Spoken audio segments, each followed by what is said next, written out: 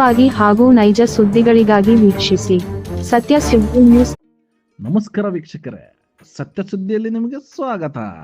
ದಾವಣಗೆರೆ ಜಿಲ್ಲೆಯ ಹರಿಹರ ತಾಲೂಕು ಹರಿಹರ ನಗರದ ನಗರಸಭೆಗೆ ಲೋಕಾಯುಕ್ತ ಅಧಿಕಾರಿಗಳು ದಿಢೀರ್ ಭೇಟಿ ನೀಡಿದ್ದಾರೆ.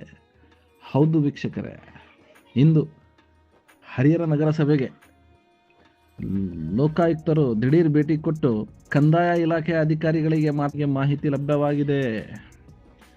ಪದೇ ಪದೇ ಲೋಕಾಯುಕ್ತ ಅಧಿಕಾರಿಗಳು ಹರಿಹರ ನಗರಸಭೆಗೆ ಭೇಟಿ ನೀಡುತ್ತಿರುವುದು ಯಾಕೆ ಎಂದು ಸಾರ್ವಜನಿಕರ ಪ್ರಶ್ನೆಯಾಗಿದೆ.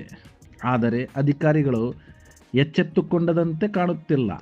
ವರದಿ ಸೈಯದ್ ಇರ್ಫಾನ್, ಸತ್ಯ ಸುದ್ದಿ ನ್ಯೂಸ್ ಕನ್ನಡ, ಹರಿಹರ. ಮಾಹಿತಿ ಲಭ್ಯವಾಗಿದೆ. ಪದೇ ಪದೇ ಲೋಕಾಯುಕ್ತ ಅಧಿಕಾರಿಗಳು ಹರಿಹರ ನಗರಸಭೆಗೆ ಭೇಟಿ ನೀಡುತ್ತಿರುವುದು